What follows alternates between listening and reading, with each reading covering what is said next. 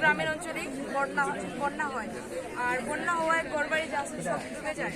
So আমাদের যে সেন্সরটা আছে, রাস্তাঘাট যে ডুবে যায়, রাস্তাঘাটের কারণে এক গ্রামের মানুষ অন্য গ্রামের সাথে যোগাযোগ করতে পারে না। সেই আর্ডিনো ইউনো আর সোয়েল ময়েশ্চার সেন্সর দ্বারা এই রাস্তাটাকে উপরে তুলে রাখবে। যেমন এটা যখন বন্যায় পানি উপরে উঠবে তখন এই সেন্সরের সাথে সংযোগ হবে পানির সংযোগ হলে আর্ডিনো ইউনোতে একটি মেসেজ যাবে, সেই মেসেজ কন্ট্রোল করে সার্ভো মোটর ঘুরবে, ঘোরার পর নির্দিষ্ট প্রয়োজন যতটুকু দরকার ততটুকু উপরে উঠবে।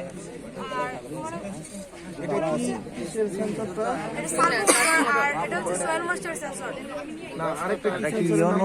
আর্ডিনো ইউনো নামে আর্ডিনো ইউনো একটি ব্রেন হিসেবে কাজ করে, সাধারণত বলা যায় এটা একটি ব্রেন হিসেবে কাজ করে। তার সাথে রয়েছে আমাদের ফ্লোটিং হাউস, যেটা আমরা ভাসিয়ে রাখতে পারবো পানির উপরে।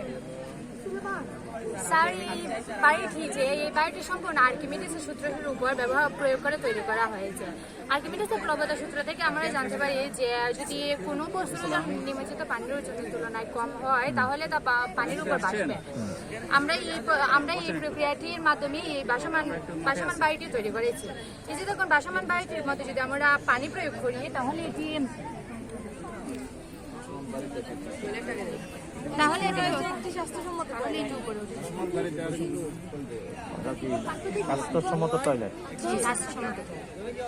এটা মানে উঠবে কিন্তু রিজার্ভ ওয়েটটা কোথায় থাকবে?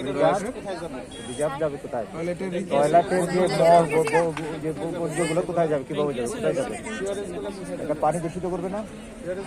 না, তুমি তো পানির মধ্যে আউটলেট পানিতে উপযোগী করে তুমি এটা তৈরি করছো, তাহলে বাথরুমের যে বর্জ্যটা সেটা কোথায় যাবে? এটা আউটলেট করে ডিসচার্জ করে দেওয়া হবে। এটা তো ব্যবস্থা রাখতে হবে।